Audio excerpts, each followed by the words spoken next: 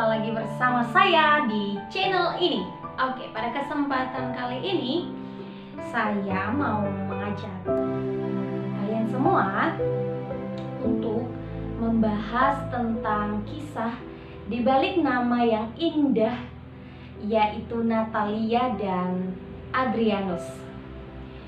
Sebelum saya lanjutkan, saya mau menegaskan bahwa nama yang saya sebutkan ini itu adalah nama yang biasanya dipakai oleh orang Katolik atau di dalam gereja Katolik itu sebagai nama baptis atau sebagai nama pelindung seorang anak yang baru dilahirkan. Tujuannya supaya nama tersebut dapat diteladani oleh sang anak ketika ia tumbuh dewasa. Teladani adalah sikap yang baik yang telah dilakukan oleh orang di balik nama tersebut. Nah, kemudian saya juga mau menegaskan bahwa nama yang saya sebutkan ini tidak menceritakan kisah hidup orang yang mungkin sekarang sedang memakai nama ini, atau bahkan nama ini termasuk nama kamu yang mungkin sedang menonton video ini. Saya hanya mau menceritakan kisah di balik nama Natalia dan Adrianus yang hidup di abad ketiga atau sekitar akhir abad ketiga dan di awal abad yang keempat. Nah, bagaimana kisahnya berikut akan saya ceritakan. Akan tetapi sebelumnya saya mau mengingatkan jangan lupa like, komen, dan subscribe serta nyalakan tombol loncengnya supaya kalau ada video berikutnya dapat mempermudah kamu untuk menemukan video terbaru dari channel ini. Untuk memulai ceritanya teman-teman, saya akan memberitahu kalian di mana tempat kelahiran Adrianus dan Natalia. Adrianus dan Natalia itu lahir di kota Nikomedia, sekarang adalah wilayah Turki, pada akhir abad ketiga. Adrianus adalah seorang perwira tentara Romawi pada masa Kaisar Galerius Maximianus. Itu sekitar tahun 286 sampai tahun 305. Adrianus saat itu sangat berpengaruh. Ia juga adalah seorang kafir yang menyembah berhala, namun hatinya sangat baik. Wow, seorang kafir yang menyembah berhala tetapi hatinya sangat baik. Suatu hari Adrianus dipertemukan oleh Allah sendiri dengan Natalia yang saleh, yang lahir dalam keluarga Kristen. Mereka lalu menikah. Dalam perjalanan pernikahan mereka yang baru 1 tahun, Adrianus sebagai kepala tentara diperintahkan untuk menangkap dan menganiaya orang-orang Kristen. Akan tetapi ia menolak. Padahal ia adalah sekutu orang-orang kafir yang membenci orang-orang Kristen. Ia menolak karena hatinya tersentuh dengan orang-orang Kristen yang begitu sabar dan tidak meninggalkan imannya. Saat itu Adrianus belum dibaptis. Karena ia menolak perintah dari kaisar, maka kaisar memerintahkan supaya Adrianus ditangkap dan dimasukkan ke dalam penjara. Ketika ia ditangkap dan dimasukkan ke dalam penjara, istrinya Natalia tidak bersamanya dan bahkan istrinya tidak melihat ia ketika ditangkap. Akan tetapi Natalia mendengar bahwa suaminya ditangkap karena menolak menganiaya orang-orang Kristen saat itu. Natalia begitu sedih. Ya wajar, seorang istri melihat suaminya ditangkap, mendengar suaminya ditangkap dan dipenjarakan tentu bersedih. Nah, teman-teman, Natalia memang bersedih sebagai seorang manusia biasa. Tetapi di satu sisi ia sangat berbahagia karena suaminya menolak untuk menganiaya orang-orang Kristen. Itu artinya suaminya mulai menerima Tuhan yang diimani oleh orang-orang Kristen saat itu. Lalu Natalia mengatur rencana supaya suaminya bisa menerima pelajaran agama dan dibaptis. Akan tetapi dalam rencana tersebut Natalia pun ketahuan sehingga ia tidak diperbolehkan lagi untuk bertemu dengan suaminya. Wah, sedih ya teman-teman ya. Seorang istri berjuang untuk suaminya, tetapi begitu banyak halangan.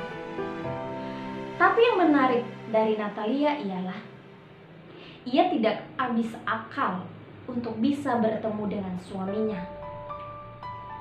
Ia menyamar menjadi laki-laki dan berhasil.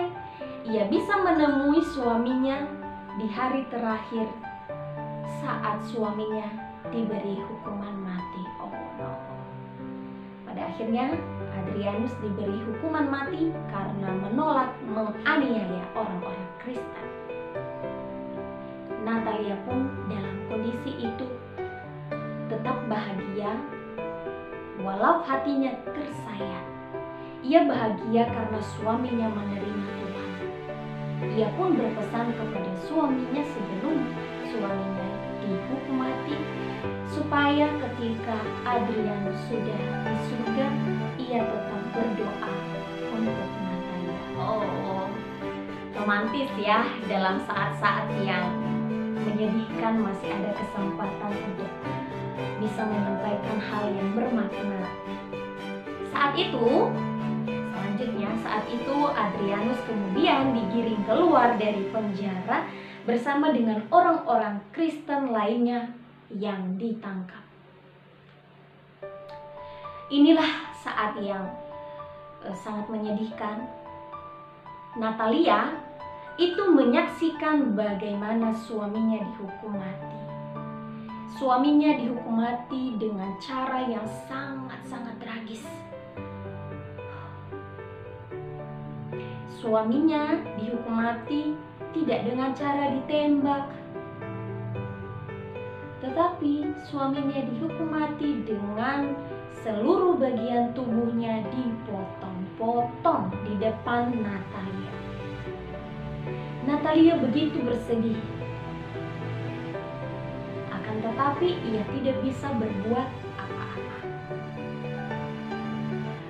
Setelah Adrianus beserta orang-orang Kristen lainnya tubuhnya dimutilasi, dipotong hingga mereka tidak bernyawa lagi, para prajurit hendak melemparkan potongan tubuh itu ke dalam bara api. Tapi suatu mukjizat terjadi.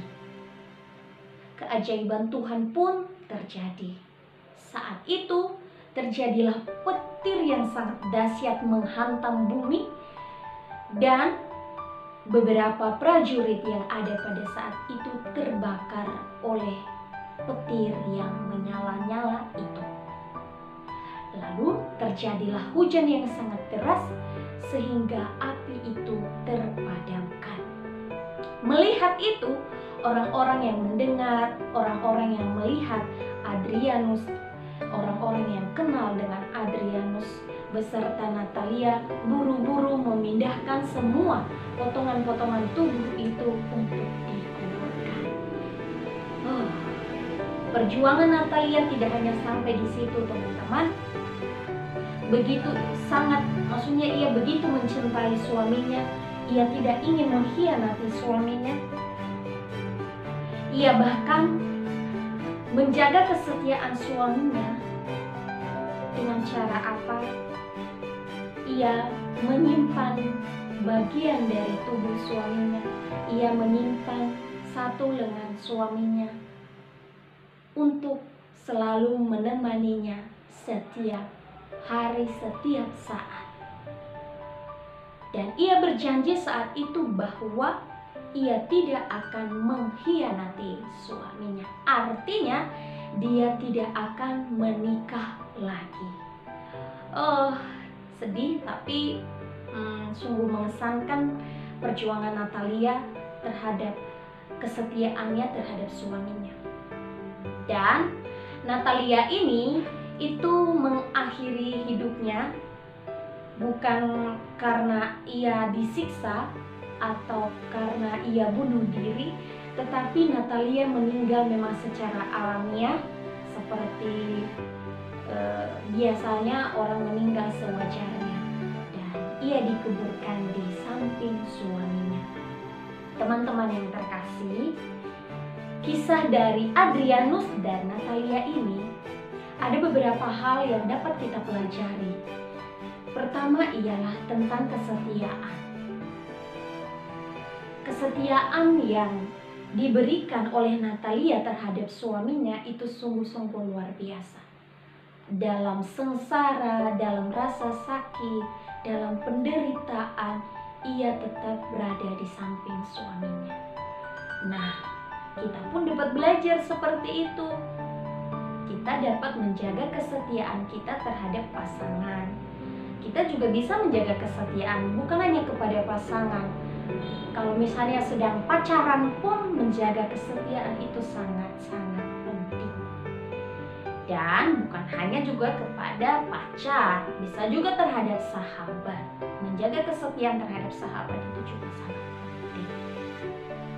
Nah, bagaimana teman-teman? Apakah kamu merasakan sesuatu setelah mendengarkan kisah ini? Semoga kalian yang mendengarkan kisah ini itu dapat belajar hal penting di dalam kisah ini, tidak hanya melihat atau tidak hanya menggunakan namanya saja, tetapi juga belajar dari kisah orang yang pernah hidup di abad ke-3 dan menggunakan nama Natalia dan Adrianus ini. Dan kalau bahkan kamu sebagai orang tua mempunyai anak bernama Natalia dan Adrianus, ceritakanlah kisah ini supaya besok-besok ia dapat tumbuh dan dapat belajar dan dapat bertindak dan dapat menunjukkan sikap yang setia, entah itu kepada Tuhan, entah itu kepada imannya, dan juga kepada orang-orang yang akan dicintainya. Untuk itu, sekali lagi saya ingatkan, jangan lupa like, komen, dan subscribe serta nyalakan tombol loncengnya. Sampai jumpa pada video berikutnya.